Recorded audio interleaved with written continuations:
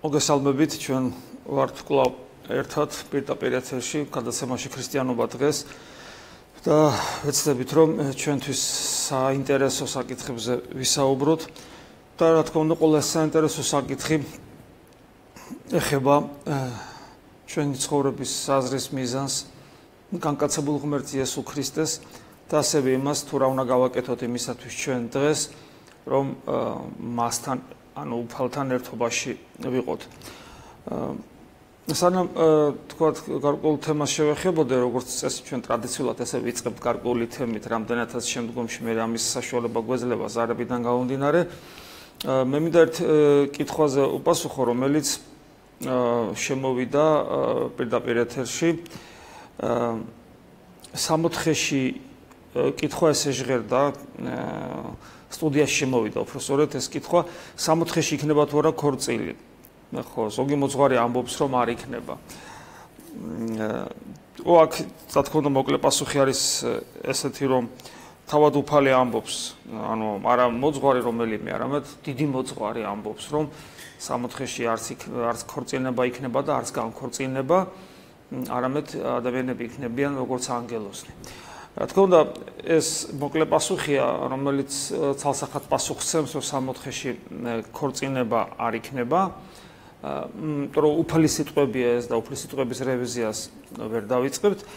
თუმცა აქ რა თქმა უნდა ბევრი რაღაცა არის ხლობ გასარკვევი, თუ ცოტა უფრო ოფიციალურ პასუხს გავცემ, თუ რას ნიშნავს ვიქნებით ვითარც ანგელოზნი, იმიტომ რომ ადამიანი არ არის ანგელოზი, წმინდა მამები ცალსახად ამბობენ რომ ადამიანი დღეს კი არის დაკნინებული თავის მდგომარეობით ანგელოზზე, მაგრამ თავისი პოტენციით, თავის შესაძლებლობებით იგი ანგელოზს აღემატება. და ამის მაგალითია თუნდაც ყოვლადწმინდა ღვთისმშობელი, რომელიც ყოველგვარ ანგელოზთა თასზე აღმატებულია და თავად ის რომ რაც ყველაზე მთავარია რომ ღმერთმა მიიღო თავის პიროვნებაში ღმერთმა არა ანგელოზებრივი, არამედ ადამიანური ბუნება. და ამიტომ ვითარცა ანგელოზნი რას ნიშნავს ბოლომდე, ხო? იმიტომ რომ თქვათ ანგელოზზე აღმატებულია თქვათ პოტენციაში ადამიანი და ცხონებული ადამიანი. მეორე ის რომ თქვათ ქრისტიანული ქორწინების არსი რა შემდგომარეობს. ქრისტიანული ქორწინების არსი მდგომარეობს იმაში, რომ ქრისტიანულ ქორწინებაში მყოფი ადამიანები თავისი მდგომარეობით არიან ესეთი ოჯახი, არის მცირე ეკლესია, როგორც უწოდებენ. რა არის ეკლესია? ეკლესია არის ადამიანებისა და ღმერთის ერთობა. ეკლესია ამ სიტყვით, ასეთი ზოგადი განმარტებას თუ დავეყრდნობით, ღმერთმა ადამიანის შექმნა ეკლესიად, როგორ შექმნა? ოჯახად, ერთი განმარტებით და ეკლესიად და ჩვენ თუ შევხედავთ, კარგად აუკვირდებით, აღმოჩნდება, რომ ეს ერთ და იგივეა, ოჯახი და ეკლესია სინონიმებია, იმიტომ რომ შეიქმნა მამაკაცად და დედაკაცად, ანუ შეიქმნა ცოლ-ქმარი, მოდი ესე ვთქვათ, და მათთან იყო ღმერთი. ანუ ორი ადამიანი, ანუ ადამიანთა სიმრავლე, ერთი ბუნება აქვთ მათ, იმიტომ რომ ევაც ადამისგან შეიქმნა, მაგრამ ერთი ბუნება და მრავალი ჰიპოსტასი, პიროვნება, ამ შემთხვევაში ორი და მათთან ღმერთი. ასე იგი ადამიანებისა და ღმერთის ერთობა, ადამიანების, არა ადამიანის, არამედ ადამიანების და ღმერთის ერთობა არის ეკლესია. თუმცა ეკლესიას აქვს კიდევ უფრო ძალიან ღრმა განმარტება, უბრალოდ ეკლესია გაცილებით უფრო დიდი სისავსეა ადამიანისა და ღმერთის ურთიერთობაში, ვიდრე ეს იყო 60-ში. იმიტომ რომ მას შემდეგ რაც იესო ქრისტემ მიიღო ადამიანური ბუნება თავის თავში და მას შემდეგ რაც მან ეს ადამიანური ბუნება მოგვცა ჩვენ ევქარისტიის, ანუ იგივე ზიარების საიდუმლოებაში, რომელსაც ჩვენ ვიღებთ რა, ის გარდაგოქმნის ჩვენ კი არ გარდავქმნით მას როგორც ჩვეულებრივ საჭმელს, არამედ ის გარდაგოქმნის ჩვენ უკვდავ მარადიულ უბრალოდ ადამიანის სულიერად ისედაც უკვდავია, მაგრამ ამ შემთხვევაში სრულ უკვდავებაზეა საუბარი, სული და ხორცით და რაც თავარია მარადილულ სიცოცხლეზე ღმერთთან ერთად. რომ ჯოჯოხეთშიც არის თქვა მარადიული არსებობა, ხო, მაგრამ მარადიული სიცოცხლე ღმერთთან ერთად. აი ამათ გარდა გვქმნის და ეკლესია უკვე პავლე მოციქულის განმარტებით და პავლე მოციქულის განმარტების მიხედვით გაცილებით აღმატებულია ეკლესიის იმ განმარტებაზე, რომელსაც იმ გაგებაზე, რომელსაც ჩვენ ძველ აღთქმაში ვხვდებით, იმიტომ რომ ახალი პავლე მოციქულის, ანუ ახალი აღთქმისეული განმარტებით ეკლესია ეს არის, რა თქმა უნდა, ერთი მხრივ ისევ იგივე შეიძლება ითქვას ადამიანებისა და ღმერთის ერთობა, მაგრამ ეს ადამიანები, რომლებიც ღმერთთან ერთობაში არიან, იმგვარ ერთობაში არიან, იმგვარ ახლო ერთობაში არიან, რომელიც ჩვენი გონებისათვის წარმოუდგენელია, ერთობაში არიან ეს ადამიანები, ვინც ქრისტესთან ერთობაში არიან, ქმნიან ქრისტეს მისტიურ სხეულს და სწორედ, ანუ რატო? იმიტომ რომ აზიარებლები არიან ქრისტეს, ანუ ძეღმერთის პიროვნებაში არიან, პიროვნებით არიან მოცულნი მისი იპოსტასში და შესაბამისად ეს არის სწორედ ახალი აღთქმის განმარტებით, ახალი აღთქმის იგივე პავლე მოციქულის განმარტებით, სწორედ ეს არის ეკლესია, რომელსაც ჩვენი ჯოჯოხეთისანი ვერ მოერევიან. ეს არის ძალიან მნიშვნელოვანი. რატომ? იმიტომ რომ იქ სადაც ადამ და ევას ჰქონდა ვალდებულება, სრულყოფილება, რომელიც სამწუხაროდ მათ ვერ აღასრულეს, რა თქმა უნდა, ჩვენც ეს გვევალება ახალი აღთქმის პერიოდის ადამიანებს, მაგრამ ნახეთ განსხვავება როგორია. ეკლესია არის ქრისტეს მისტიური სხეული, ანუ ჩვენ კავშირი გვაქვს ქრისტეს მისტიურ სხეულთან. და ეს ნიშნავს იმას, რომ ჩვენ ვართ და თავი ეკლესიის არის ქრისტე და ეს ნიშნავს იმას, რომ ჩვენ ეკლესიის თავთან, ანუ ქრისტესთან ერთად ვართ. წმინდა მამები გვასწავლიან, მათ შორის იონე ოქროპირი, რომ სადაც არის სხეული, იქ არის თავი, ანუ სადაც ვართ ჩვენ, ქრისტეს სხეულის ნაწილნი, ანუ ეკლესია, მაზიარებელი ქრისტიანები, იქ არის თავი, ანუ ქრისტე, ანუ ჩვენთან არის ქრისტე. ქრისტე არ ჩვენ შორის, ჩვენთან არის ქრისტე, მაგრამ იონე ოქროპირი სხვა რამესაც ამბობს და სადაც არის თავი, იქ არის სხეული. ანუ სადაც არის ქრისტე, იქ ვართ ჩვენ და სად არის ქრისტე? ვკითხულობ წმინდა წერილში, აღსდგა ამაღლდა ზეცად და დაჯდა მარჯვენით ღმრთისა და მამისა და ჩვენ ვიცით ასევე მის სიტყვები, რომ სადაც მე ვარ, მე მინდა რომ თქვენც იქ იყოთ და ეს ნიშნავს იმას, რომ პოტენციაში ჩვენ ვართ მამის მარჯვნივ, ანუ მამის როგორც შვილები, შვილები მამისა, თანამემკვიდრენი ძეღვთისა და ჩვენთვის განკუთვნილია მამის წიაღში თითოეული ჩვენთან გადასათვის სავანე, რომელიც ჩვენ გველოდება თუ რა თქმა უნდა ჩვენ მისიას ბოლომდე აღვასრულებ და მივიტანთ. და აი ქრისტიანული ოჯახი სწორედ ეს არის. ანუ ცოლისა და ქმრის ყოფნა ვითარცა ეკლესიისა, მათი ქრისტეს მისტიურ სხეულში მყოფობა და შესაბამისად ღვთის შვილობა და ქრისტეს თანამემკვიდრეობა. და ეს აქედან გამოდის, რომ ქრისტიანული ოჯახი არის არა მიზანი, არამედ საშუალება სწორედ აი ამ დიადი მიზნის მისაღწევად, ისე როგორც მონოზნობა, ბერმონოზნობა არის არა მიზანი, არამედ საშუალება ამ დიდი მიზნის მისაღწევად. და შესაბამისად, როცა ეს მიზანი მიღწეულია, მაშინ უკვე რა თქმა უნდა, ოჯახის ქრისტიანული გაგებით ოჯახის შექმნის საჭიროება არ არის, ეს ერთი, იმიტომ რომ ჩვენ ვართ უკვე ქრისტეს წიაღში, მამის წიაღში, ქრისტეს თანამემკვიდრენი და ჩვენ სამშობლოში, ანუ ყოვლადწმინდა სამების წიაღში, ვითარცა ღვთის შვილნი, ეგ ერთი, მეორე, ოჯახის თქვათ, ის არ არის მიზანი ქრისტიანული ოჯახის, მაგრამ შედეგი ხომ მშვენიერია, შვილები. ესეც აღარ არის, იმიტომ რომ უკვე ადამიანი, გაცხონებული ადამიანთა რაოდენობა აღწევს იმ საზომს, რომელიც ღმერთის მიერ არის განსაზღვრული და ანუ იქ გამრავლებაც არ არის. ანუ ამ ხრივაც ქრისტიანული ოჯახი თქვათ აზრს კარგავს, რაც შეეხება სიყვარულს ადამიანთა შორის, რა თქმა უნდა სიყვარული დარჩება. აი როგორც პავლე მოციქული ამბობს, რომ ესე იგი რწმენა სასოება და სიყვარული.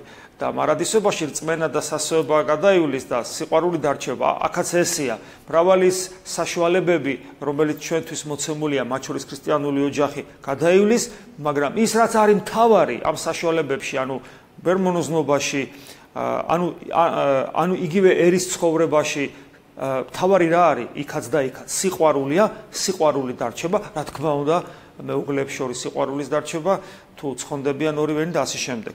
აქედან გამომდინარე კიდევ ერთხელ ჩვენ დავასკვნით, რომ ქრისტიანული რომ სამოთხეში ქორწილი როგორც ასეთი აღარ იქნება. გავაცეთ მოკლე პასუხიც და ვრცელი პასუხიც. როგორც მითხრეს ზარია პირდაპირ ეთერში. მოგესალმებით მამაო. გაიხარით მამაო. ქრისტემ დაგლოცოთ. ერთი შეგეციოთ მამაო. მადლობა თქვენთან ერთად. მოსილია და ზალა აქვს თქვენ სიტყვას. სწორედ თქვენ გიკავშირდებათ. მე აღსარებელი და მასერებელი გავხდი ერთ წელიწადია და თქვენ გისმენთ. და აი თქვენი ქადაგებების მერე ჩავარდი ღრმა სინანულში და რაც შეეხება ჩემს კითხვას, რა შემთხვევაში მოდის ადამიანზე მადლი, აი როცა ის გულწრფელად მონანულია, როცა მას სურს ადამიანად იქცეს თუ და კიდევ აი ეს მადლი ამიანაც მე მსმენია ეტაპებს გაივლის, შეეხება გულს, გონებას, გულს და ნებელობას. აი ეს რო აგვიხსნათ რას ნიშნავს და როგორ შევინარჩუნოთ ეს მადლი და როგორ გავამღრავლოთ და განვავითაროთ. მადლობას გიხდით. გაიხარეთ. რა შემთხვევაში მოდის მადლი? სინანული ახსენეთ. რა თქმა უნდა, სინანული ერთ-ერთი უმთავრესი პირობა არის მადლის მიღებისა, იმიტომ რომ რა არის სინანული? სინანული არის სინანულს ორი განმარტება აქვს.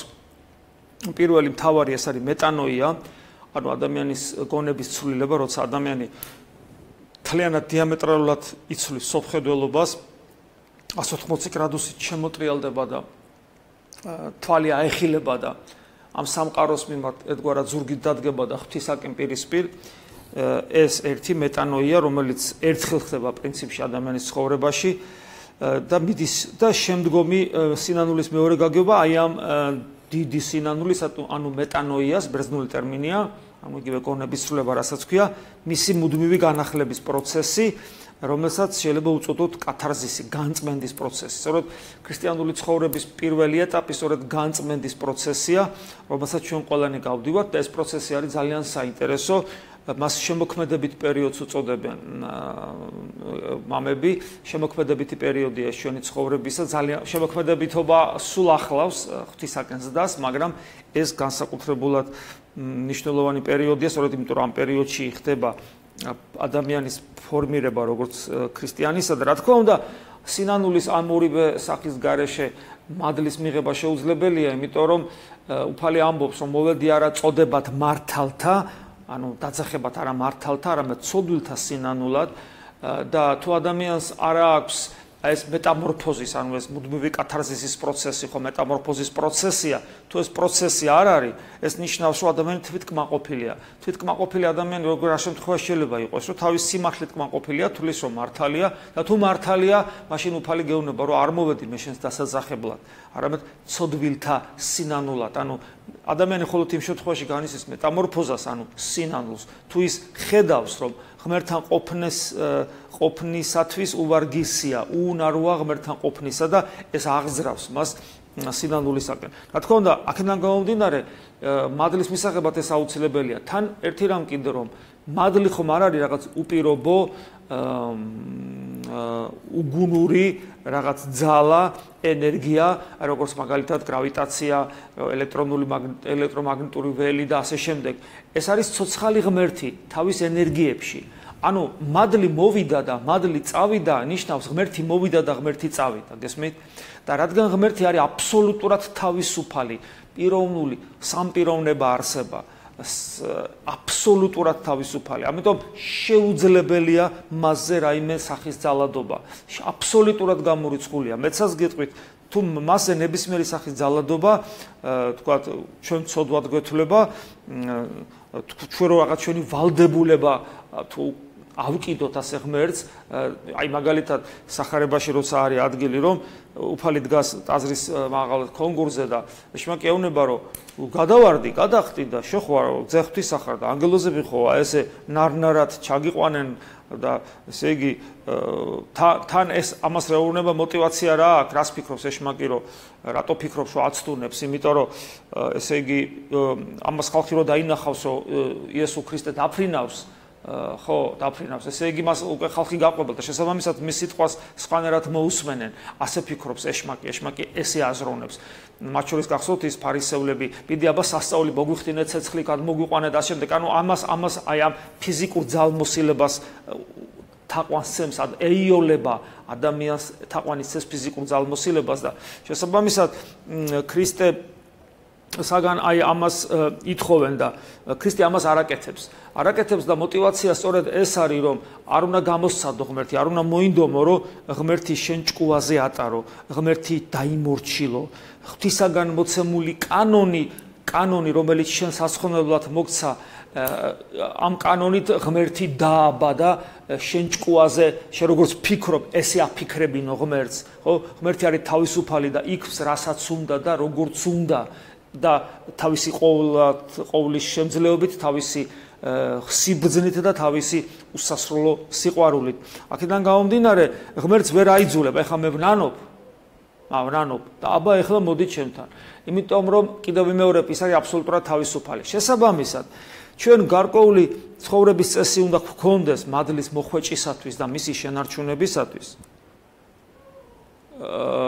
აი, როგორც შეყვარებული ადამიანი რო არის და ბიჭს რო გოგონა უყვარს, ნუ ამ პირიქით და აი თქო ღამე ზის ახლა ეს შეყვარებულზე ფიქრობს ღამეებს ათენებს და ნერვიულობს და ახლა მიხვედი და ეკითხები, დაიძინე და ვერ ვიძინებ მიყვარს. ნუ ნერვიულობ, კაცო, ყველაფერი კარგად იქნება, რაღა ნერვიულებს ახლა? არ შემილია რო არ ვინერვიულო, მეფიქრება მასე და მიყვარს. აი თუ ისე არ გამოვიდეს როგორც საჭიროა. კი, მაგრამ ახლა შენ რო ასე ნერვიულობ და არ გძინავს, ხო? იმა ხო არ იცის. და ის ხო თქვა ამით არანაირი რეაგირებას არ მოახდენს შენზე. ხო, ალე გათენდება წახვალ და ელაპარაკები. ხო, ვიცი, რა თქმა უნდა, მე რო არ მძინავს და ნერვიულობ და თქვა განვიცდი, იმან არ იცის, მაგრამ მე სხვანაირად არ შემიძლია. გესმით? არ შემიძლია. ანუ ერთის მხრივ ჩემს სინანულზე, ჩემს ღვაწლზე სულაც არ არის მიბმული ღვთის მადლის ჩემთან მოსვლა. და თუ მკითხავენ, რომ ჯვაბა მაშინ დაწყნადი და ამშვიდი ღმერთს ხო უყვარხარ და არ შემიძლია. არ შემილია რომ არ ვეძებო, არ შემილია რომ არ განვიცადო ეს მეტამორფოზა, არ შემილია რომ არ გქონდეს ეს სწრაფვა შემოქმედებითი ძიება ღმერთისა. რატომ? აი არ შემიძლია და მორჩა. ეს არის ქრისტიანის მდგომარეობა. ასე რომ ერთის მხრივ ჩვენ შეიძლება გარკვეული ასკეტური ღვაწლია და რა თქმა უნდა ყველაფერი სინანულზეა და სიმდაბლეზე აღმოცენებული, ნუ რა თქმა უნდა რწმენაზე და ასე შემდეგ, მაგრამ ღვთის მადლის ჩვენთან მოსვლა მაინც არის ღმერთის თავისუფალ გადაწყვეტილებას. ამიტომ ზუსტად ბოლომდე ვერ განსაზღვრავ, ამის რეგლამენტირება უბრალოდ შეუძლებელია. არის ხოლმე ზოგიერთი წმინდა მამა ესეთ რამეს ამბობს, რომ დაუმსახურებელი მადლი. ანუ ადამიანი ჯერ საერთოდ არაფერი არ გაუკეთებია. და ეს ძალიან ბევრს აღა, როცა ჩვენ საერთოდ ურწმუნოებაში ვიყავით და უცებ რომ მოვიდა ღმერთი ჩვენთან და გამოგვაფხიზლა. ადამიანს საერთოდ არაფერი არ გაუკეთებია. არანაირი ღვაწლი არ აქვს, ცოდნაც კი არ აქვს, შეიძლება რწმენაც კი არ ქონდეს, ან რაღაცა ჩანასახის მდგომარეობაში და უცებ ისეთი რაღაცა მოვა, რომ და ისე განგაცდეინებს იმ საღვთო მადლს, სიხარულს, იმ გულს გაჩვენებს, არ ვსაუბრობ რა, სად არის გული ეს სულიერი გული, ხო? ანატომიური გულის ზედა ნაწილი, ზუსტად ახ ვინ იცის, ხო? აი ზუსტად განგაცდეინებს რა წერტილში მოდის ის მადლი, სადგა და ამ დროს არანაირი გამოცდილება არ აქვს, კარს გონიერლოც არ გისწავლე, არაფერი არ იცი უბრალოდ. მოვა დაუმსახურებლად. რატომ მოვიდა შენთან? არ ვიცი. მოვიდა ალბათ და მე წავა და მე იმიტომ რომ ეძებო. არ ვიცით. ფაქტია რომ ჩვენ მადლის აი ესე ჩარჩოებში ჩასმას, იმიტომ რომ არის ცოცხალი ღმერთი ჩვენთან მოსვლა ვერ მოვახერხებთ. რაც შეეხება შენარჩუნებას, ხო, ნუ ევქარისტიაში მონაწილეობა ეს უპირობოდ აუცილებელი პირობა მადლის მიღებისა, ანუ ზიარების საიდუმლოში მონაწილეობა, ხშირი მონაწილეობა. რაც შეეხება შენარჩუნებას, მისი შენარჩუნება ქრისტესადმი ერთგულებით ხდება. მისი შენარჩუნება ხშირი ზიარებით ხდება. მისი შენარჩუნება მუდმივი სინანულით, ანუ არა მეტანოია მოხდა კათარზისის, მუდმივი კათარზისი, როცა მუდმივი მუდმივი, არა მარტო მაშინ როცა ახსარებაზე ბედი ხარ, არამედ სულ ღვთის ძიების მუდმივი სურვილი და მცდელობა და რა თქმა უნდა გონიერი ლოცვა, რომლის გასაღები იესოს ლოცვა. ანუ ის სიხასტური პრინციპით, საკუთარ თავს ჩაღმავებით, გულში ყოფნით და ასე შემდეგ. ანუ და ადამიანებთან ურთიერთობაში ქრისტეს ერთგულებით, ანუ მცნებების აღსრულებით. ეს არის ის პირობა, რომ ჩვენ შევინარჩუნოთ. თუმცა არანაირი გარანტია არ არის, რომ ჩვენ შევინარჩუნებთ. აბა რატო ვაკეთებთ? სხვანაირად არ შეგვიძლია. იმიტომ რომ ჩვენ ცოტა ხმამაღალი ნათქვამია, მაგრამ გვიყვარს ღმერთი? ნუ უნდა გვიყვარდეს ღმერთი. ყოველ შემთხვევაში ეს არის ის, რაც ჩვენი საკეთებელია. როგორც მითხრეს ზარია პირდაპირ ეთერში. დიახ. ალო. დიახ. დავლოცეთ მამაო. ქრისტემ დაგლოცოთ. გაიხარეთ თქვენს. მამაო, იცით რა კითხვა მაქვს, შვილგარდაცვლილი დედა ვარ. ჩემი პატარა 5 წლის იყო, 1 წელია გასული. გახდა 1 წელი და რაღაც ისე უცნაურად მოხდა ყველაფერი. პატარას ველოდება, პატარა შემეძინა მესამე და ის იყო პირველი ჩემი, რომელიც გარდაიცვალა და სამშობიაროდან რო უნდა გამოსულიყავი, იმ დღეს დენმა დაარტყა, მოხეტიალე დენით გარდაიცვალა ბავშვი. და აი შეგიძლიათ რომ გამიმარტოთ, რომ ეს სიხარული და ეს ტკივილი ერთ დღეს დამემართა მე და თუ შეგიძლიათ რომ პასუხი გამცეთ რატო იქამდე არც აღსარებელი ვიყავი, არც მაზიარებელი ვიყავი და არაეკლესიურად ცხოვრობდი, მაგრამ იმის მერე ამ ტრაგედიის მერე მოძღვარეთ მყავს, აღსარებასაც ვაბარებ, ვეზიარები კიდეც და რა ვიცი, ეხლა სხვანაირად ცხოვრობ და მამაო, ერთი კითხვა მაქვს კიდე ვიცით რა აი მიხარია და რა მიხარია მამაო არ ვიცი, აი ეს კითხვა არ მასვენებს. გული მაქვს, ეხლა ძალიან სავსე, ძალიან სხვანაირი, ასე ოდესღაც არ ყოფილვარ არასდროს და რატო უნდა მქონდეს ბოროტისგან არის თუ რა ხდება, ძალიან გთხოვთ რომ გამარკვიო თამაში. იმხელა სავსე და თბილი გული მაქვს იმის მერე, რაც ნინის ეს დაემართა. პირიქით მგონია რომ უნდა ვიყოფო დაცრგუნული და სხვანაირად და სხვანაირად ვარ. სულ მგონია რომ ჩემს ირგვლივ არის და ოღონდ მე ვერ ვხედავ. რაღაცა თბილად ვარ და რაღაცნაირად. გთხოვთ რა მამაო რომ განვიმარტოთ ბოდიშით რომ შეგაწუხეთ. კარგად იყავთ. ხო. აგითხრათ, ვიზიარებ თქვენს ასეთ ტკივილს. ასე დროს საუბარი უადგილოც კი არის, იმიტომ რომ ასე დროს ყველაზე კარგია თუ ადამიანს უჭირს და ტკივა და ტირის მასთან ერთად გეტკინოს და იტირო. ნებისმიერი ცდელობა განმარტებისა უადგილოთ მეჩვენება მე ამ დროს. თუ ვინმე რაიმე იცის ამასთან დაკავშირებით დამოცდილებითად იმან იცის, ვისაც ეს ტკივა. ამ შემთხვევაში თქვენ გაცილებით მეტი იცით, ვიდრე ეს შეიძლება თქვათ ადამიანმა იცოდეს, სხვა ადამიანმა იცოდეს თქვენი პირადი ტკივილი. ასე რომ ადამიანის მოსვლაც და წასვლაც დიდი საიდუმლოება. თეორია ესეთია.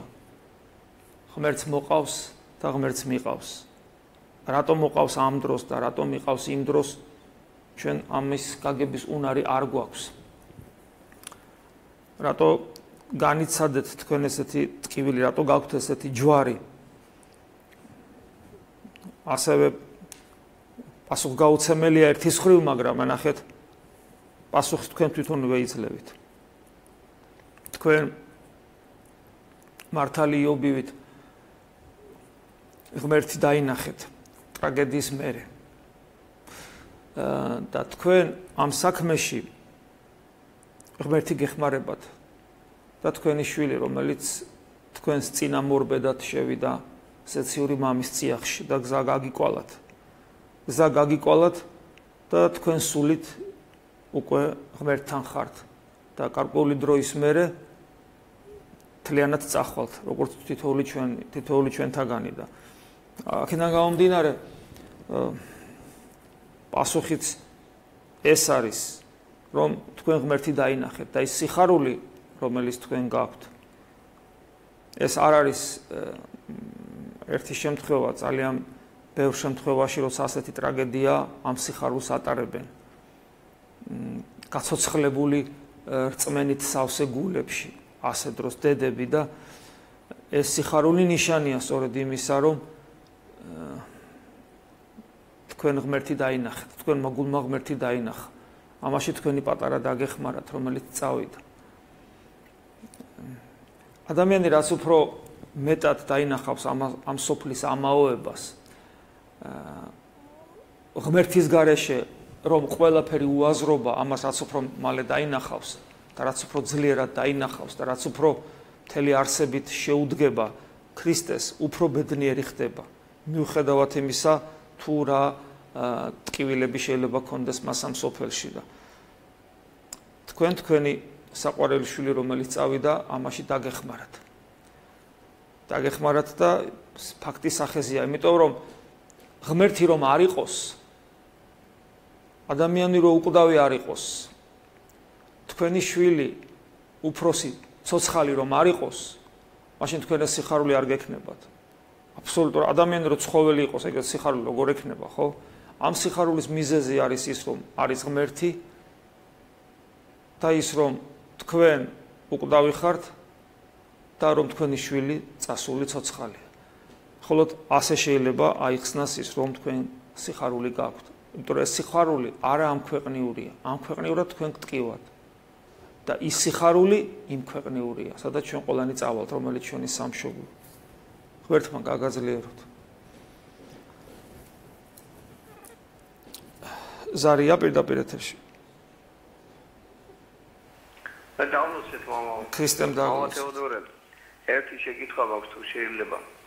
როდესაც აღსარებაზე მიდის ადამიანი თავისთავად სინანული აქვს ალბათ ამბობს აღსარებას, მაგრამ ერთი რამე მაინტერესებს, აი როდესაც ლოცულობ უფლისწინაშე ხარ აი შენს ოთახში შედიხარ და ლოცულობ და ამ დროს ზოგჯერ არის ხოლმე შეიძლება რომ ესე გულით შედაირათ იყო თავიდან რომ არ იყო გულში ხება ესეთი რაღაცა რომ აი ცრემლები წაგდება და უკვე მდუღარეთ კი ვიხარ და ევედრები უპალ შენდობას შეწყალებას თქმა და როდესაც ამთავრებ ლოცვას და გამოდიხარ შენი სენაკიდა რო იტყვია აი რაღაც დაირად აი თავისუფალი ხარ მამა ამ დროს და მე მაინტერესებს მამა ესეთი რამე თუ არის სინანული საერთოდ და აი აღსარებასა და ამ ასეთ სინანულის შორის რა განსხვავება არის საერთოდ რა თქმა უნდა სინანულის გამოვლინება ცრემლი ლოცვის დროს და სიმსუბუქე ლოცვის დროს და რაღაც თავისუფლების შეგრძნება და რა თქმა უნდა ეს სინანულის გამოვლინებებია ერთის მხრივ რა თქმა უნდა ჩვენს გარეგნულ მხარეს სინანულის გარეგნულ მხარეს მათ შორის ცრემლებსაც დიდი ყურადღება არ უნდა მივაქციოთ იმიტომ რომ არის მადლობა ღმერთს მაგრამ შეიძლება არ იყოს და რომ არის მადლობა ღმერთს, მაგრამ ყურადღებას არ ვაქცევ, იმიტომ რომ მაინც ემოციური მხარეა და ბუნებრივია რომ ემოციას ჩართული აღმოჩნდება ხოლმე თქვათ სინანულში, მაგრამ ყოველ შემთხვევაში იცით ღვთის მადლის შეგრძნება იმდანაც სუბიექტურია, რომ თქვენ განიცდით, თქვენ ხართ ამის გამცდელი და ყველაზე მეტად თქვენ იცით, უბრალოდ გარეგან გამოვლინებებს ყურადღებას არ ვაქცევთ იმ გაგებით, რომ დასკვნებს არ ვაკეთებთ, მაინც რომ აი ესე იგი მე რაღაცა უკვე ძალიან წინა ვარ წასული და რაღაც ესეთი. მე უბრალოდ თქვენ შეიძლება ესე არ ფიქრობთ, მაგრამ ზოგადად ვსაუბრობ, ხო ბევრი გვისმენს. ამიტომ ეს გარეგნული მხარეები რო არის მადლობა ღმერთს, მაგრამ მეორე მხრივ, არის ესეც ღვთის წყალობა და მადლია და რაც შეეხება თქვათ სინანულის გაცილებით ფართე ანუ ამ შემთხვევაში გვაქვს საუბარი კათარზისზე, ხო, ანუ განწმენდის სინანულზე და არა იმ მოქცევის სინანულზე, რომელიც ერთხელ მოხდა და თქვენ ქრისტიანი გახდით. რაც შეეხება კათარზის, ეს ადამიანი სულ მუდმივად უნდა განიცდიდეს მას. ჩვენ ვიცით, რომ იესოს ლოცვა ჩვენი გულის მუდმივი კუთვნილება უნდა იყოს და როგორც მამები გვასწავლიან, სუნთქვაზე უფრო ხშირი უნდა იყოს ჩვენთვის. და იესოს ლოცვა თუ მუდმივად არის ჩვენს გულში, რა თქმა უნდა, ეს უცებ არ ხდება და ამას მიღწევა ჭირდება. რას ნიშნავს იესოს ლოცვა? იესოს ლოცვა ფაქტობრივად კომპლექსურად მოქმედებს ჩვენზე და მათ შორის იმ კომპლექსში შედის ერთი მნიშვნელოვანი, ეს არის სინანული, მუდმივი, რომელიც ადამიანს სულ უნდა ახლდეს და რაც შეეხება აღსარება რომელიც სამწუხაროდ ძალიან ხშირად დღეს ფორმალიზმამდე დადის, იმიტომ რომ იგი საშუალად გადაიქცა ზიარებისა და თუ ადამიანი ხშირად ეზიარება, რაც ძალიან კარგია, ძალიან ხშირად ხდება ხოლმე, თქვათ, ადამიანი მაშინაც კი ამბობს აღსარებას, როცა მას თავისი სინანულის გამოთქმის თქვათ, ესეთი მოთხოვნილებას მნიშვნელოვანი არ აქვს. მაგრამ სინანული უნდა კონდეს. ანუ სინანული თუ არა გაქვს ადამიანს, არ ზიარებას აქვს, აზრი და არაფერს, მაგრამ აღსარებას გარკვეული ის ჭირდება. ყოველ შემთხვევაში ეს მის ადამიანის თავისუფალი არჩევანი უნდა იყოს და არავითარ შემთხვევაში არ უნდა იყოს მიბმული. თუ ადამიანი იშვიათად ეზიარება, რა თქმა უნდა, არ შეიძლება ადამიანი ეზიაროს აღსარების გარეშე. ახლა ლაპარაკია იმ შემთხვევაში, როცა ადამიანი ხშირად ეზიარება, ეს სხვა მდგომარეობა, ანუ ადამიანი სულ ღვთისმაძიებლობის პროცესშია ჩართული. ხო, ხშირად ასე რომ საუბრობთ ხოლმე, ხშირად გვაბრალებენ, რომ ესე იგი ზიარების წინ აღსარებას არ ითხოვს. როგორ არ ვითხოვთ აღსარებას? აღსარება რო გვაჭაღარავებს ხუმრობით რო თქვა. აღსარებების მიღების იმდენ აღსარებას ვიღებთ, ეს არის გვაჭაღარებს და ყველაზე რთულია. აქ ლაპარაკი სხვა რამეზეა. აქ ლაპარაკია თუ ადამიანი ხშირად ეზიარება, ზოგი ყოველდღე ეზიარება, კვირაში სამჯერ ეზიარება, გესმით, აქ უკვე რთულდება, აზრს კარგავს, საშუალად იქცევა და პლუს ადამიანის მოთხოვნილება თქვათ, გული გაუხსნას მოძღვარს და შესაძლებლობა ამისი. როცა ადამიანი თქვათ, აღსარებას იმას უწოდებს, რომ ფურცელზე ჩამოწედილია, ვწოდე ანკითხვით, თვალის და გონების გაბნევით, ამპარტავნებით, სიამაყით, ასე შემდეგ რაღაცას აი როცა აქამდე დაყავს აღსარება, ეს მშრალ ჩამონათვალი რომ არის რაღაც ცოდვების იმ წიგნიდან ამოწერილი, აი აქ ამაზე ვსაუბრობთ, რომ ეს უკვე აღსარება აღარ არის, იმიტომ რომ ეს აღარ არის სინანულის საიდუმლოება, ეს რაღაც ტრაფარეტი, რომელიც შეიძლება გულის ჯიბით ატარო, ყოველ იმაზე მიხვალ, წააკითხებ, ჩაიდებ ჯიბეში და ასე შემდეგ და ამით ხდება პროფანირება ამ დიდი საიდუმლოების.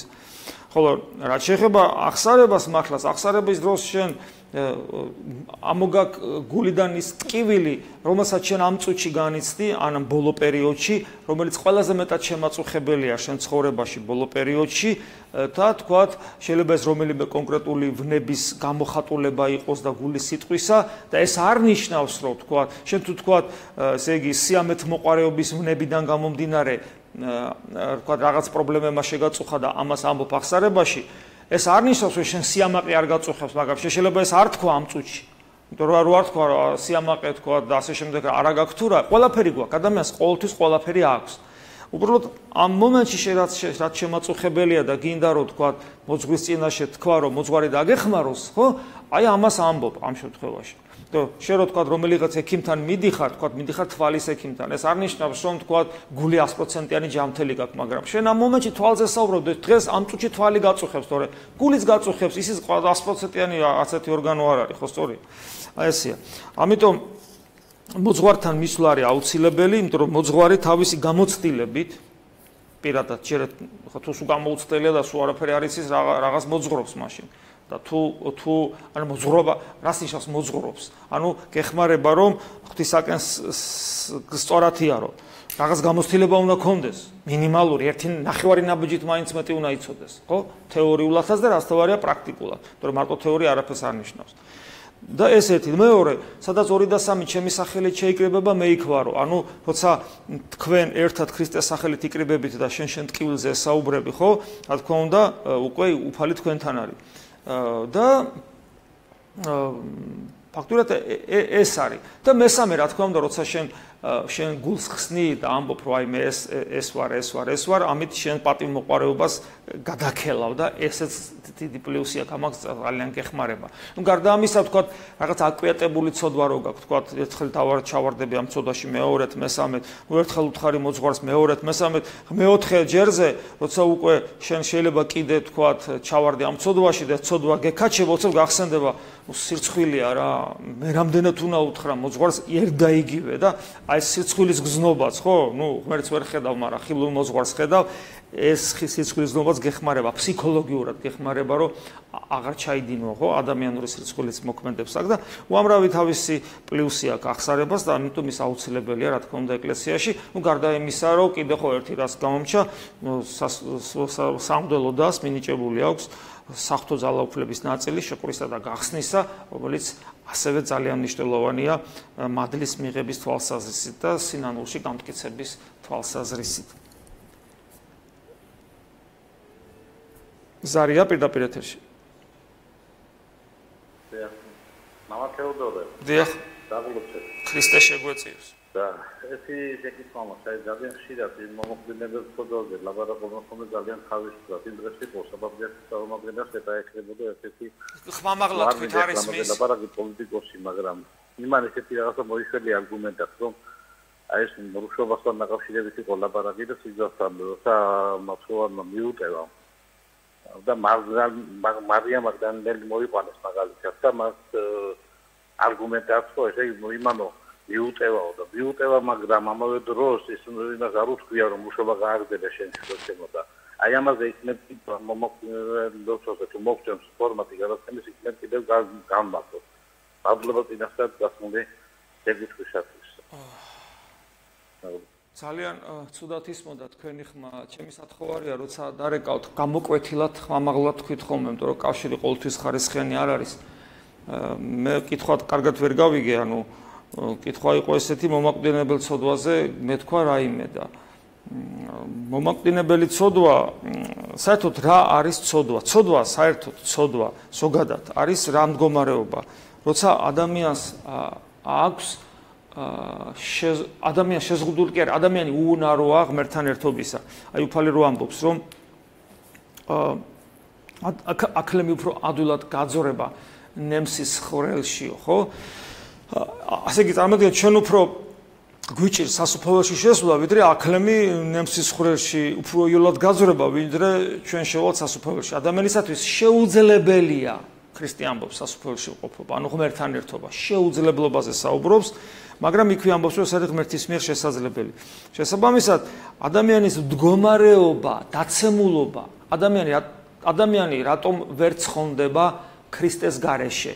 ეს ამას ძალიან ღრმა თემაა, მაგრამ ერთ-ერთი ძალიან ზედაპირული განმარტება ესეთია, რომ ადამიანი უუნაროა ღმერთთან ერთობისათვის. უუნაროა, მას ამის შესაძლებელი, აი ხო არ შეიძლება რაც უნდა ძლიერი, ესე იგი აღნაგობა და ძლიერი ფილტვები ქონდეს, ხო არ შეგიძლია რომ წყალში იცხოვრო. ან ძლიერი კუნთოვანი სისტემა ქონდეს, ცეცხლში იცხოვრო. ნუ არ შეუძლია ადამიანს ამის უნარი არ აქვს. აქედან გამომდინარე, ასე იგი ადამიანი არის უუნარო და სწორედ ეს არის ცოდვის მომაკვდინელო, სასიკვდინეობა ცოდვისა, რომ ადამიანს არ აქვს ღმერთთან ყოფნის უნარი. ეგ ერთი. თან ცოდვა როგორ განიმარტება, ესეთი ბერძნული სიტყვა ამარტია. ამარტია ნიშნავს აცდენას, ანუ ადამიანი აცდენილია. აცდენილია, ღმერთი არის სხვაგან, ადამიანი მიდის სხვაგან. ეს ერთი პრობლემა. ეხლა რაც შეეხება ჩვენს მიერ და ხო ადამიანი ცხოვრობს იმ სამი ძირითადი ვნებით, გულისთქმაი ხორცთაი, ანუ სიამეთმოყვარეობა, გულისთქმაი თვალთაი, ანუ მომხოჭელობა და სიამაყე ამას სოფლის, ანუ ამპარტავანი პატივმოყვარეობა.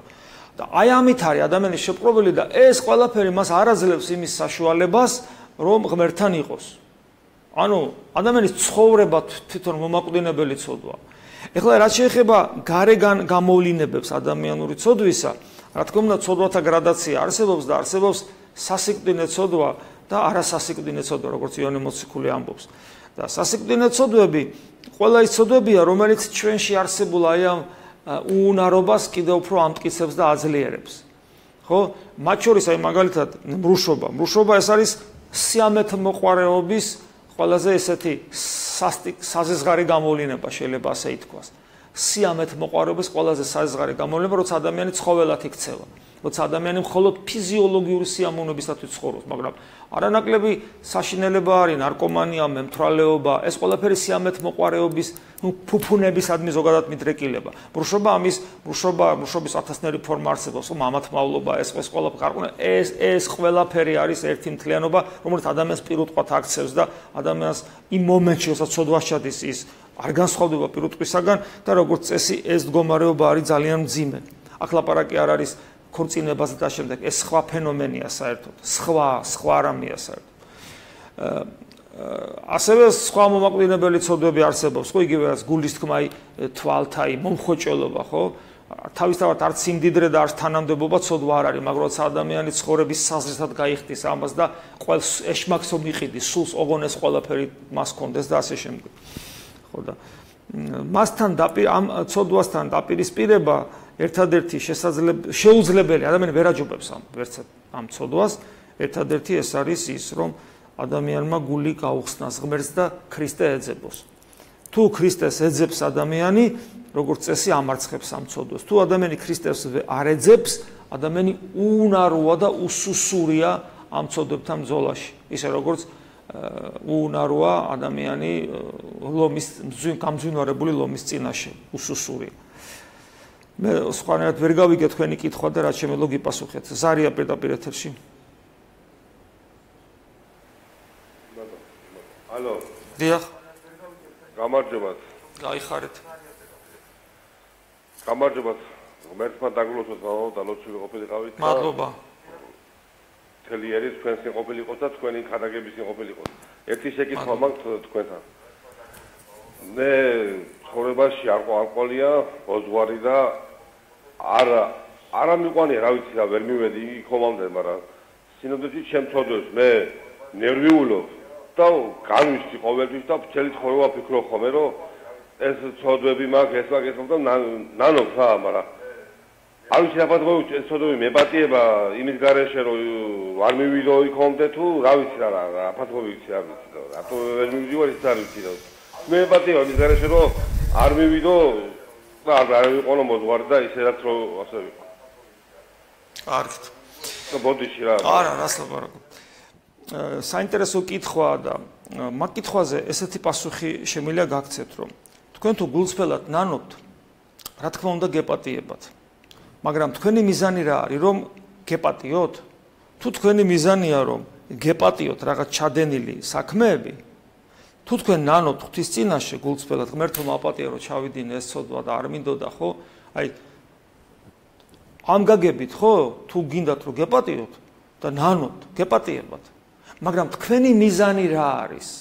რომ იურიდიული თვალსაზრისით, მოდი ასე ვთქვათ რა, რაღაცა დავაშავე, მოვიპარე, მოვატყვილე, თქვათ, იგუღალატე, რაღაცა და ღმერთმა ეს მაპატია. კარგია მაპატია. მერე განაჩვენი მიზანი ეს არის.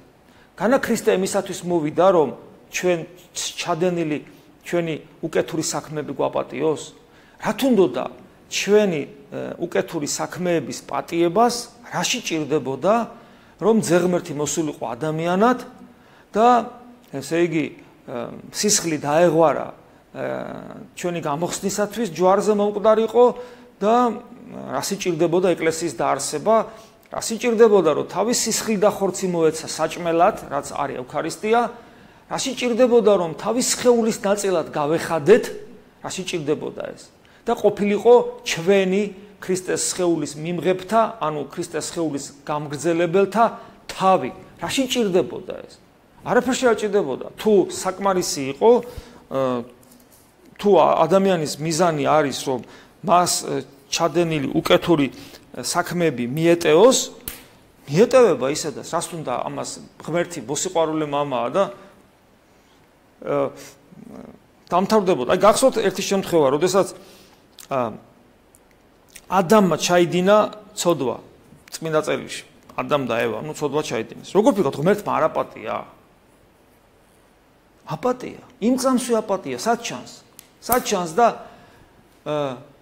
ადამ, სადახარ მამობრივი სიყვარული. მე რომ გითხარი იმ ხიდან არ შეჭამ, იქიდან ხო არ გიჭამ? ღმერთმა იცის, ჭამა ყველაფერი იცის ღმერთმა. მაგრამ სად ან კაინმა რომ აბელი მოკლა. აბელს, კაენ, სად არის შენი ძმა? ეს არ ნიშნავს, რომ აპატიები აქვს. აი, წარმოიდგინეთ, თქვენ ყავთ შვილი და თქვათ, ეუბნებით, რომ შვილო იქ ცხელი წყალია და თითი არ ჩაყო. და პატარა ბავშვმა არ დაიჯერა და ჩაყო თითი და დაეწვა თითი. და მოვიდა და მამა მაპატია თითი დამეწვა და კანი მძვრება და დამეთუთქა.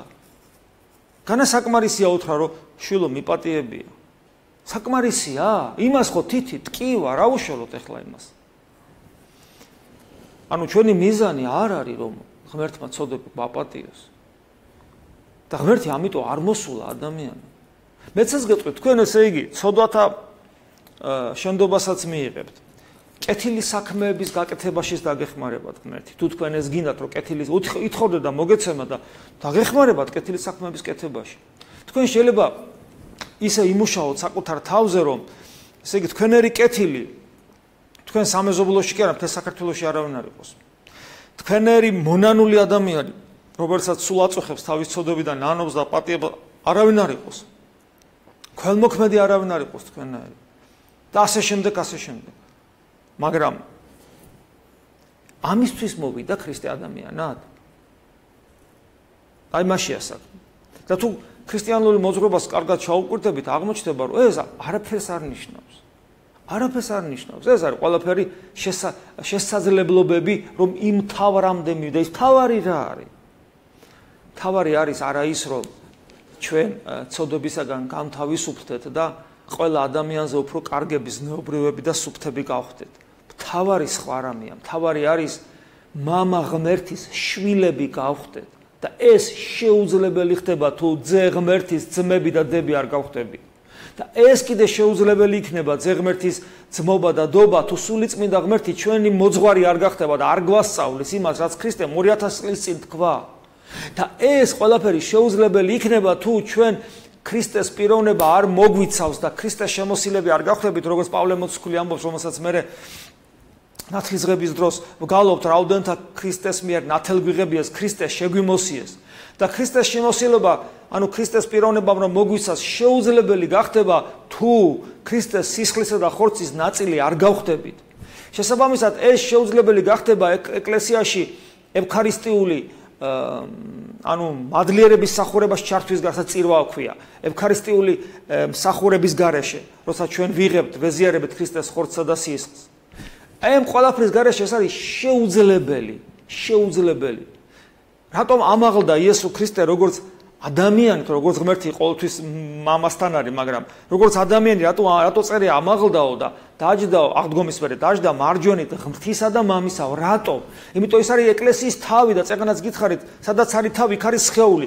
შენ უნდა გახდე ქრისტეს სხეულის ნაწილი, ანუ ეკლესიის ცოცხალი უჯრედი და სადაც თავია ამ სხეულისა, შენც იქ ხარ პოტენციაში. გესმით? აი ეს არის ძალიან მნიშვნელოვანი. თორე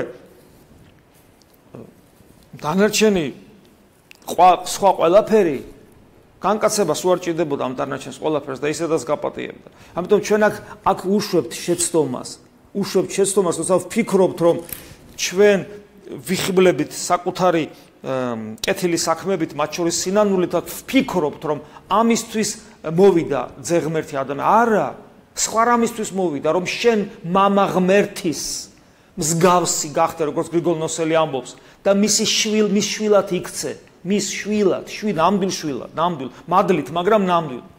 ანუ შვილი არა როგორც უბრალოდ ქმნილება, არამედ შვილი როგორც ქრისტეს თანამემკვიდრე, გესმით? რამხელა რაღაცაზეა საუბარი.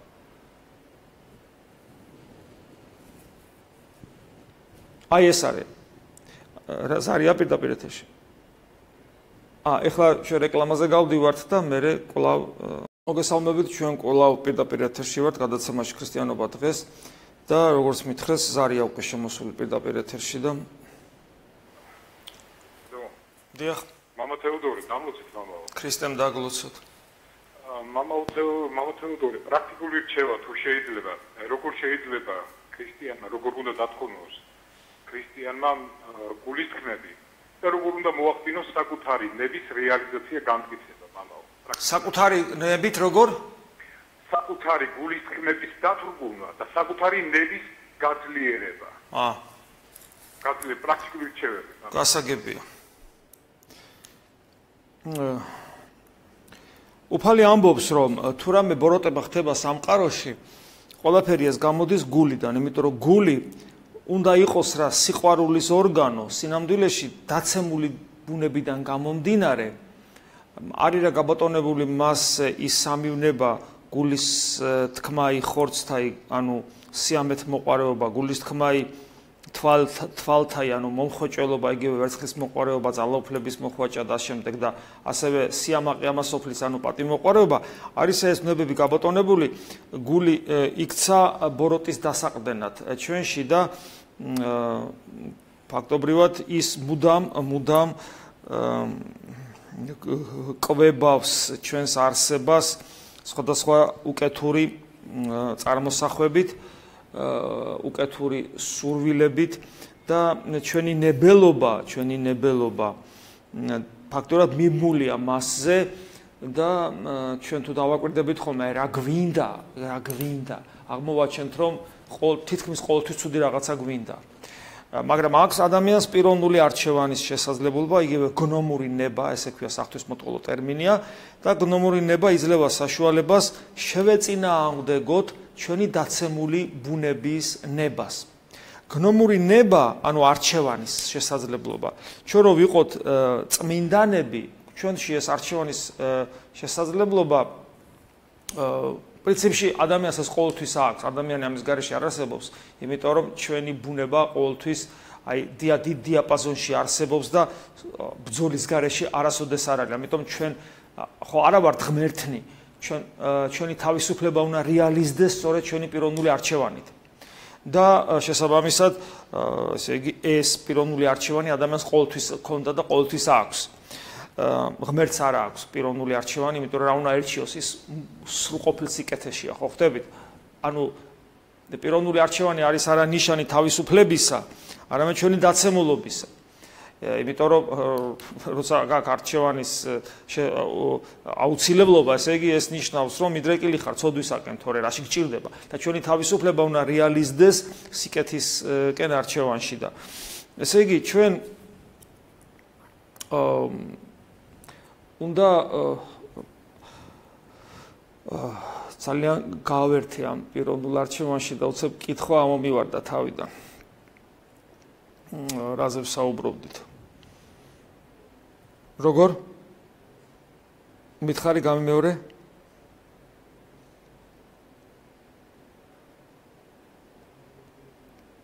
გამოკვეთილად თქვი, მამი, არ მესმის.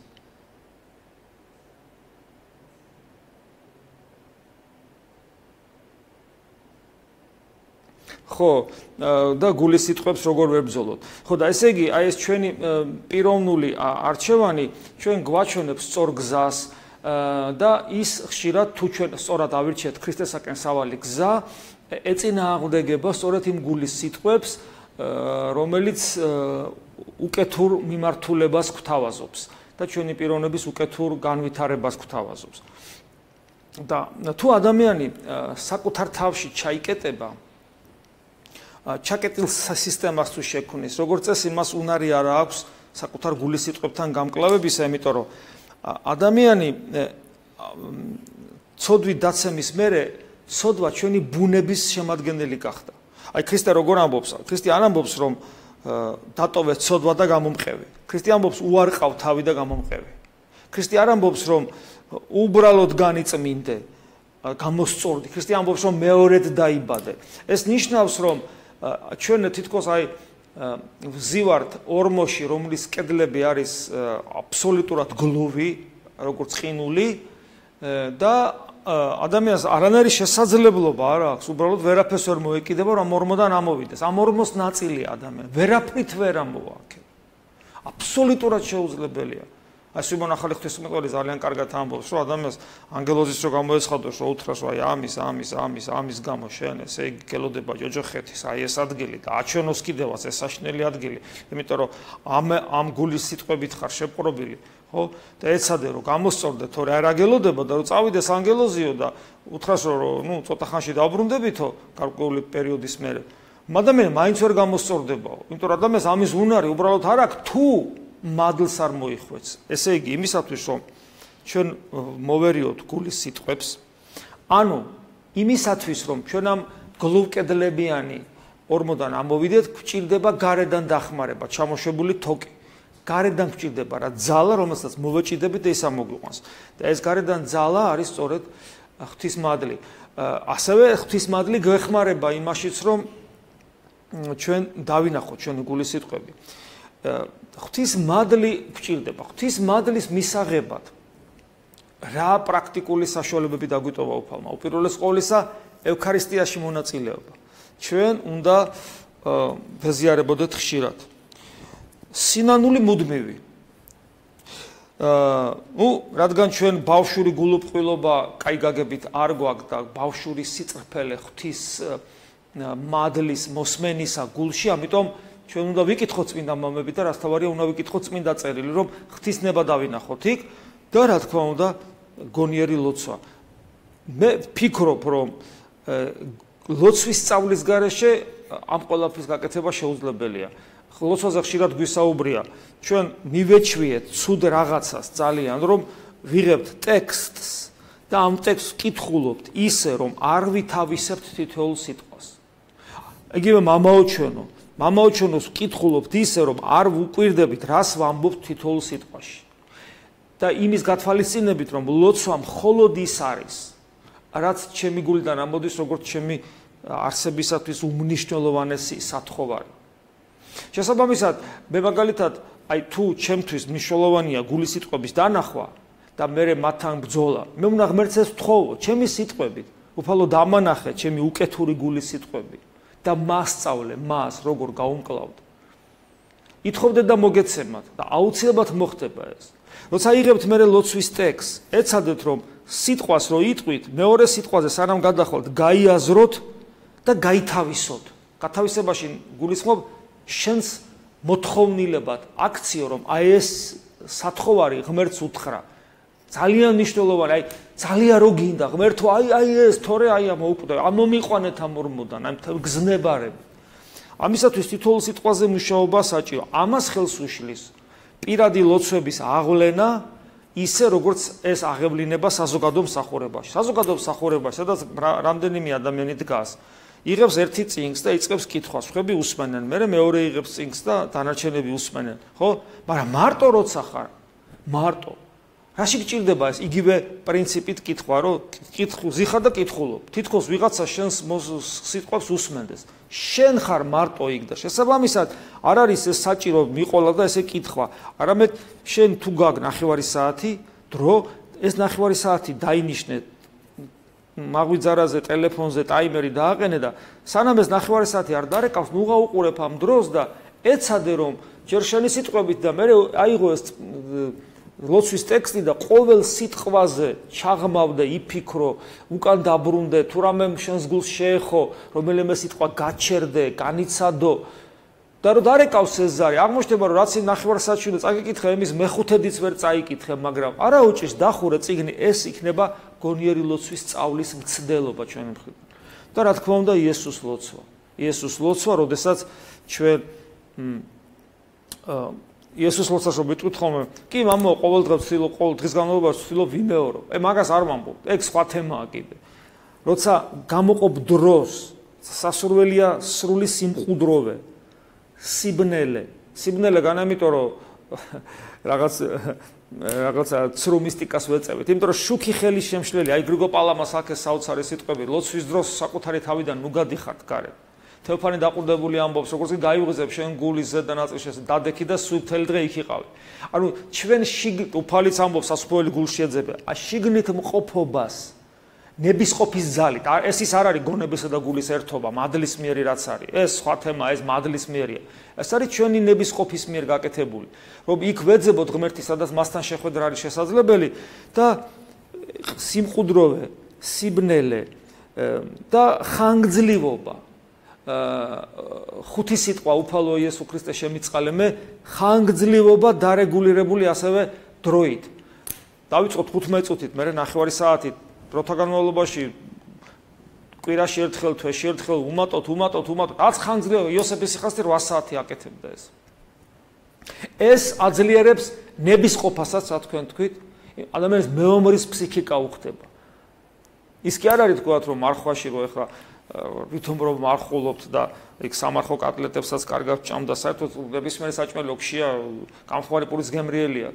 მარხვა ასკეზის დასაწყისია, ხო ეს კვებით მიღებული მარხვა და აი ეს ერთ-ერთი უმთავრესი ასკეზაში სწორედ ეს არის, როდესაც თქვათ ადამიანს ძინავს და სპეციალურად ქრისტესთვის წამოდგება და იწყებს ბრძოლას საკუთარ გულის სიტყვებთან. იცით როგორ არის, როცა ამას იესოს ლოცვას ადამიანი ხანგრძლივად ამბობს, როცა სიკვდილის მოდელირებას აკეთებს, ხო? ესე იგი, არანაირი კომფორტის სინათლე არ არის, აზრებს განდევნის, მარტო ხუთი სიტყვა უნდა დაიტოვოს, ხო? პატარა სკამზე ეს ბრმასავით, რომელიც უფალს ევედრება თვალი ამიხილი აი ამ მდგომარეობაში, ხო? ეს იოლი არ არის და აი ამ დროს, როცა ეს ხანგრძლივი პროცესია, იწყება გულის სიტყვების გამომზეურება. შენ ქრისტეს მოუწოდებ, ქრისტესთან ყოფნა გინდა და გულის სიტყვები გთავაზობს ხან რას, ყველაზე კარგად მაშინ ხედავს სინამდვილეს შენ ვინ ხარ. შენ ქრისტე არჩევანი გაკეთებული ქრისტეს სასარგებლო და ამ დროს გულის სიტყვა გთავაზობს, წადი დაიძინე, მოდი ახლა ეს წიგნი წაიკითხე, უი ხوار მოგშივდა, აი ხვალე რა კარგი რაღაცა გელოდება, რაღაცა გეგმებს სახავ, კაცო რა დროს ეს არის, მე დღეს ქრისტესთან ერთობაში ვარ, ამ დროს ის სხვა რამეს გთავაზობს, პირდაპირ შეიძლება ცოდვაც შემოგთავაზოს, გესმით? ამ დროს შენ გულის სიტყვებსაც სინამდვილეში რა ხარ, ამასაც ხედავ, ნებისყოფაც გიძლიერდება, გულის სიტყვებს იესო ქრისტეს სახელით განდევნი, იმიტომ რომ იესო ქრისტეს აქვს ეს საოცარი საშუალება, თქვათ, იესო ქრისტეს სახელს მადლის მომცველია და ამიტომ როცა წმენით წარმოვთქვავ აქ, მე გულის ზედანაწილში არ ვაძლევ საშუალებას იმ გველის წიწილებს, რომელიც გულში არიან, გაიზარდონ და თავებს იქვე უჭეჭყავ და ამასობაში გადის წელი, 2 წელი, 5 წელი, 10 წელი ადამიანი ნელ-ნელა გამოცდილებას იძეს ამ ბრძოლაში, ხშირად ეზიარება, მოყვასთან ურთიერთობაში ცდილობს რომ როგორც ქრისტე მოიქცეო და ისე მოიქცეს და შედეგს მერე ნახავთ. მერე ნახავთ შედეგს. რა შედეგს? თქვენ ნახავთ შედეგს. როგორც მითხრა ზარია პირდაპირ ეთერში. დამლოცეთ მამაო. ქრისტემ დაგლოცოთ. მამაო, ასეთი კითხვა მექნება თქვენთან. რა არის განსაცდელი ადამიანისთვის? ეს არის ის რომ ღმერთს ვახშოვართ, უყვარვართ, მუდამ ჩვენთან არის, თუ არის სასჯელი ჩვენი ცოდვებისათვის. მე ამას იმიტომ გეუბნებით, რომ წლების განმავლობაში ძალიან დიდი განსაცდელები გადავიარე პირადად მე, ჩემმა ოჯახმა, სამწუხაროდ დავკარგი ოჯახის ყველა წევრი, ისინი გარდაცვლილები არიან და მე ეს მივიღე როგორც ძალიან ძიმე ტვირთი და ტკივილი, რომელიც დღემდე მაწუხებს და დღემდე ძალიან ცუდად მახსენებს თავს. მინდა გთხოვოთ, რომ ეს დარდი და სევდა რაღაცნაირად იმედით შემიმსუბუქოთ და დამეხმაროთ იმაში, რომ სასწრაფოდ ამისე ვარ დამძლიოს. დიდი მადლობა. ხო. დიდი რწმენა ჭირდება, რომ ადამიანმა ესეთი ტკივილი ვაშკაცურად და ღირსეულად გადაიტანოს. მართლაც მეომრის ფსიქიკა უნდა კონდეს ადამიანს. რა თქმა უნდა, ყველაფერი ცოცხალი რწმენიდან, ცოცხალი ღმერთისადმი ცოცხალი რწმენიდან გამომდინარეა. ჩვენ გვწამს, რომ არის ღმერთი და ადამიანი უკვდავია. ჩვენ გვწამს, რომ ერთი ღერით მარ ჩამოვარდება ადამიანის თავიდან ღვთის განგების გარეშე. ჩვენ გვწამს, რომ ადამიანს ღმერთს თითოეული ადამიანი გაცილებით უფრო მეტად უყვარს, ვიდრე ჩვენ შეიძლება წარმოვიდგინოთ. ჩვენ გვწამს, რომ ღმერთი არავისთვის არაფერს ცუდს არ აკეთებს და თუ მიყავს, ესე იგი მისთვის ესე უმჯობესია. და ჩვენ ეს წმენა, ჩვენი ეს წმენა, რა თქმა უნდა, გამოცდას გადის, როცა ჩვენ რეალურად გვტკივა. განსაცდელი ზოგადად ნიშნავს იმას, რომ ადამიანი დგება არჩევანის წინაშე.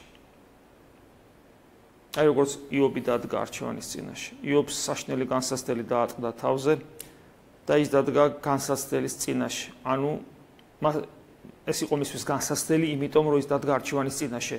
დაეგმო უარეყო ღმერთი თუ აი ამ სიტუაციაშიც ყოფილიყო ღვთისმსერდგული.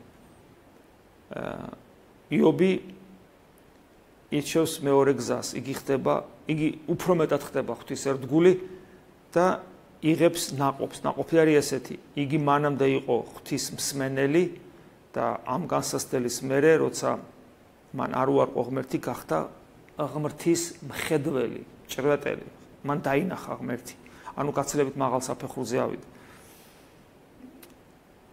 ერთადერთი ამ სიტუაციაში მორწმუნე ადამიანისათვის ხა ურწმუნოს, აბა რა ვიცი, ურწმუნოსაც იგივე უნდა უთხრათ, მაგრამ მორწმუნე ადამიანისათვის ეს არის რწმენის გაცოცხლება. საერთოდ ადამიანი როგორ უნდა ცხოვრობდეს? ადამიანი უნდა ხედავდეს ამასოფლის ამაოებას, წარმავალობას და მთელი არსებით იყურებოდეს მომავლისაკენ. პავლე მოციქული გვასწავლის, რომ ჩვენ აქ სამყოფელი არ აგვაქვს. ჩვენ ზეცის მოქალაქენი ვართ. მაგრამ ჩვენ ეს გვავიწყდება. ჩვენ ვივიწყებთ ჩვენს გარდაცვალებას, ფიზიკურ სიკვდილს. სულ გვავიწყდება ეს. ჩვენ გვავიწყდება ეს საკუთარ თავისთან დაკავშირებით, ჩვენ გვავიწყდება ეს შვილებთან დაკავშირებით, ჩვენს ახლობლებთან დაკავშირებით. ჩვენ შემთხვევითი ხო არ არის, რომ ზოგიერთი წმინდა მამა მათ შორის მამა გაბრიელიც ჩვენი ესე აკეთებდა რამდენადაც ვიცი, რომ კუბოში ეძინათ ხოლმე. რატომ ეძინათ კუბოში? იმიტომ რომ მიუხედავად ამისა, რომ რომელიმე წმინდა მამა წმინდა ცხოვრებით ცხოვრობს და ეს ნიშნავს, რომ მას ყოველთვის ახსოვს, რომ გარდაიცვლება, მაინც ეს ხსენება გარდაცვალებისა, რომ ცოცხალი ყოფილიყო, საწოლის მაგივრად კუბოში იძინებდნენ, რომ არასოდეს დავიწყებოდა. ძილში კომფორტი არ მოეწყოთ, არამედ ღამე წამომდგარით ყვნენ და ღმერთი ეძებნა და ელოცათ. რაში ჭირდება ადამიანს მუდმივად სიკვდილის ხსენება? იმიტომ კი არა, რომ ადამიანი რაღაც ქრისტიანობა მაზოხიზმისკენ მიგვანიშნებს, რომ ეს აუცილებელი არა. უბრალოდ სიკვდილის ხსენება არა იმისათვის, რომ ეშინოდეს, არამედ იმისათვის, რომ ვიფიქრო ღმერთთან ერთობაზე, ქრისტესთან შეხვედრაზე. ვერ ვითმენ რა ამ შეხვედრის ხვალისათვის გადადებას და დღეს მე ვესწრაფი ამ შეხვედრას გონიერი ლოცვით, წმინდა წელში ჩაღმოვებით, ღმერთზე ფიქრით, ზიარებით, ხშირი ზიარებით, ხშირად უნდა ეზიარებოდეს ადამიანი.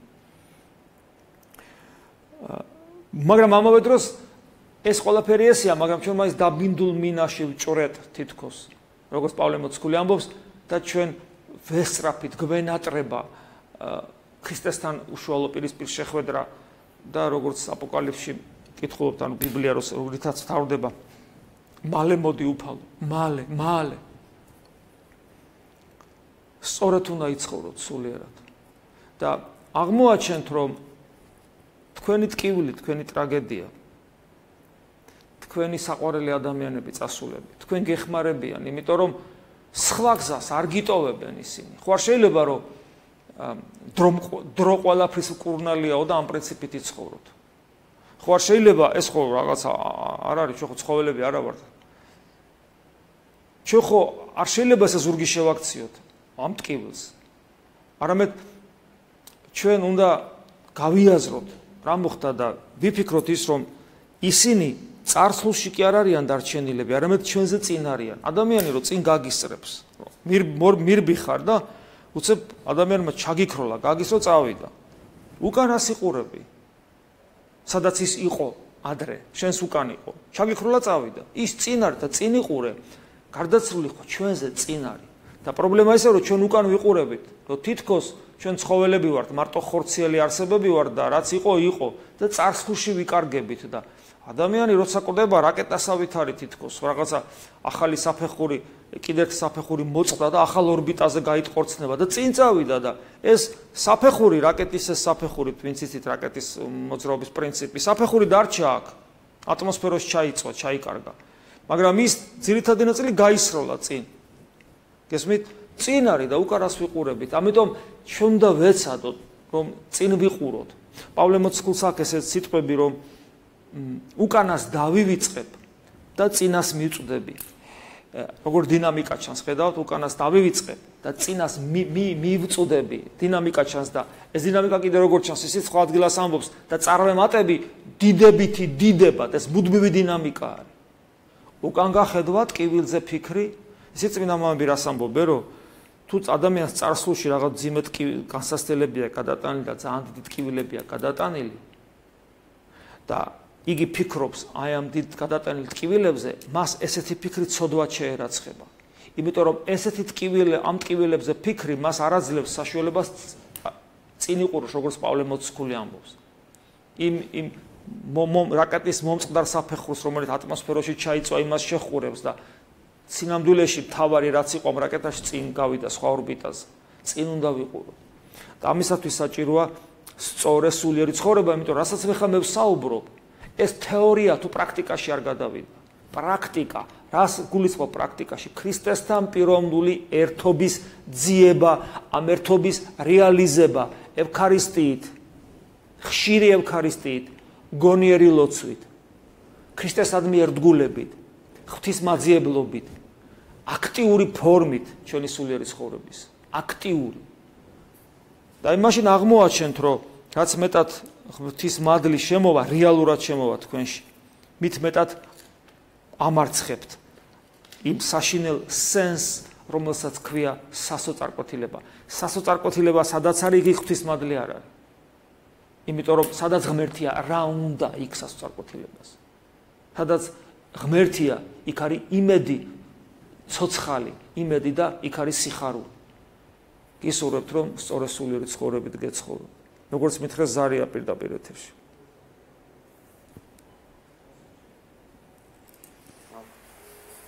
შვიდობა მამაო. გაიხარეთ. qalova gimralot. გაიხარეთ. გაიხარეთ. მამაო, აი ესეთი შეკითხვა მაქვს. ეკლესიური ადამიანი, როდესაც გადააწყვეტ, კითხეთ. რომ სიხა და მოყვასის სიყვარულისათვის მაქსიმალურად დაიხარდეს. მაგრამ გარემო პირობები არ აძლევს ამის საშუალებას. აი მოძღვრის გადაგებები, რა თქმა უნდა, ვიდეო გავლენას ახდენს ხომ ადამიანზე, მაგრამ მე რა ვიცი, სხვა ინფორმაცია ისედაც გარემო პირობები სულ სხვანაირად მოქმედებს ადამიანზე და ამ შემთხვევაში რა უნდა ქნას ადამიანმა, როგორ უნდა გამწითდეს ისე, რომ ეს ხეობა არ კონდეს. ანუ კითხვის არსი რა არის, რომ ადამიანს არ კონდეს. მონასტერში უნდა წავიდეს, ამ ერში შეიძლება ისე, რომ გამწითდეს სულიერად სიყვარულში, იყოს ვანგაროთ ისე და მოყვას სიყვარულში. აი ხა ჩვენ რაზე საუბრობდით? ანუ კითხვის არსი იყო ის, რომ ადამიანი რომ მტკიცად იყოს წმენაში, მაინდა-მაინც მონასტერში უნდა წავიდეს. ჩვენ რაზე საუბრობდით ახლა? აი მთელი ეს გადაცემა რაზე საუბრობდით? ხო? ჩვენ გვიხსენებია ცხოვრების განსაკუთრებული წესი, ანუ მონასტერი. არ გვიხსენებია. ჩვენ რაზე საუბრობდით ახლა? ყველაფერი ეს არის ყველა ადამიანის საკეთებელი, როგორც ერისა, ისე ბერისა. მონასტერშიც ეს არის საკეთებელი. ერშიც ეს არის საკეთებელი. ანუ ყველაფერი სინამდვილეში ხორციელდება არა გარეთ სადმე, არამედ შიგნით. უბრალოდ შეიძლება რომ თქვათ, რომ მონასტერი უფრო მეტად იძლევა საკუთარ თავში ჩაღმავებისა და განმარტების საშუალებას. ოღონდ ისიც იმ შემთხვევაში, თუ კარგი მონასტერია, ხო? ანუ სადაც მონასტერი, სადაც იღუმენი და იღუმენია ან კიდე ვინც არიან მონასტრის წევრები ზრუნავენ ქრისტესთან ერთობაზე, გონიერი ლოცვის სწავლაზე, ხშირ ევქარისტიაში, ხშირ მონაწილეობაზე, სინანულით ცხოვრებაზე. ანუ აქცენტი როცა არის გაკეთებული ქრისტესთან ერთობაზე და არა უბრალოდ გარეგან თქვათ შრომაზე და სოფლის მეურნეობის და მეცხოველეობის განვითარებაზე და სოციალურ მსახურებაზე და ასე შემდეგ. მთავარი ქრისტიანი და თუ მონასტერში მთავარი ქრისტია და სწორად მიდიან მისკენ, რა თქმა უნდა ასეთი მონასტერი, რა თქმა უნდა ადამიანის გულის სიღრმეში განმარტოვებას ხელს უწყობს უფრო მეტად. მაგრამ ერში ასევე შესაძლებელია ეს ამის გაკეთება. ჩვეულებრივად, აი ბასილი დიდი ამბობს, რომ ზოგიერთი ჩივისო, რომ ის სიმყუდროვე არ მაქვსო. იქ ბერებზე საუბრობს, მაგრამ მონასტერიც არის და მონასტერის ზოგში ახლა ის შეიძლება რაღაც ბევრი საქმე იყოს, ქაოსია რაღაცა. ბასილდიდი ამბობს, რომ ზოგი ჩივისო, რომ ის სიმყუდროვე არ მაქვსო. ხო და პასუხად რას ამბობს, იცით რომ თუ თქვენ შეხვალთ თქვენს გულში და თუ თქვენი მონასტერი თქვენს გულში სიღრმეში გექნებათ.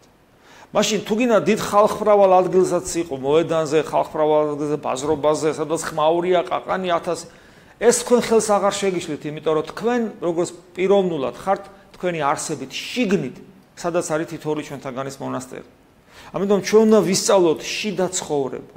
და თუ ჩვენ შიდა ცხოვრებას ვისწავლით, ეს გარეგანი რყევები ჩვენი მთავარი გეზიდან ვერ აგვაცდენს და პრობლემებს ვერ შეგვიქმნის.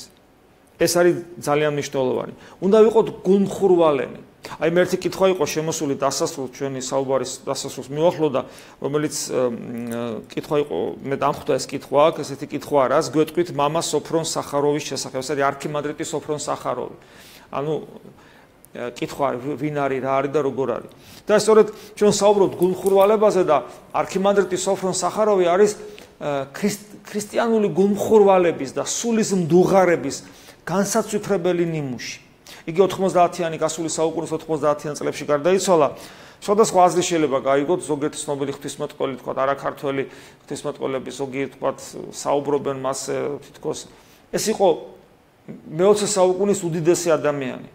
მე ყველას გირჩევთ, რომ მისი წიგნები წაიკითხოთ ქართულად, სამწუხაროდ ბევრი არაფერი ნათარგმნი არ არის, არქიმანდრიტი სოფრონ სახაროვი. და თქვენ ნახავთ საოცარ ნიმუშს, კიდევ ვიმეორებ, გულმხურვალებისა და მდუღარებისა. თვითონ ის ფაქტი, რომ ის ჯერ ერთი ფაქტები ვთქვათ. ის იყო დიდი წმინდანის სილვან ათონელი წმინდა მამის სულიერი შვილი, მისი გაზრდილი. მისი სულიერი შვილები არიან დღეს მოქმედი მიტროპოლიტები და დიდი მისიონერები, მათ შორის მიტროპოლიტი იეროთოს ლახოსი და იოანე ზიზულასი. ეს დიდი ღვთისმეტყველია, უკანასკნელი და მიტროპოლიტი იეროთოს ლახოსი, რომელიც არ ვიცი, უდიდესი მისიონერი თანამედროვე ქრისტიანობისა. და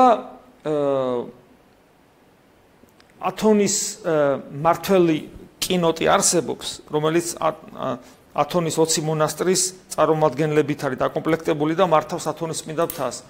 მათ არც ისე დიდი ხნის წინ იყო ეს, იქ იყო სხდომა სპეციალური მიზღვნილი სოფრონ სახაროვის გამო და იქ ითქვა, რომ ეს არის მე-20 საუკუნის გრიგოლ პალამა, ხელთუქმნელი ნათლის ღვთისმეტყველი და მჭვრეტელი ხელთუქმნელი ნათლის. აი ესეთი დიდი და მისი დაწერი, მისი ხატები, მას როგორც წმინდანს ისე თვლიან ათონის თაზე და მისი ხატები არის ათონისთვის მონასტრებში, რაც მე ჩემი თვალით მინახავს. ასე რომ მე ყველას გირჩევთ, რომ წაიკითხოთ მისი წიგნები და ასევე მისი მოძღვრის სილვან ათონელის წიგნი და ასევე მისი სულიერი შვილის იეროთოს ლახოსის წიგნები. ღმერთი შეგვეწიოს და მოგცეს ძალა უფალმა, რომ გქონდეს ეს გულმხურვალე სულიერი ცხოვრება, ქრისტეს გულმხურვალე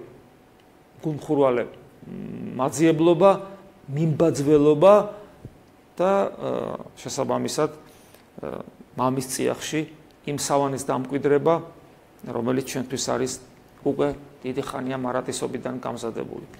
ქრისტემ დაგლოცოთ.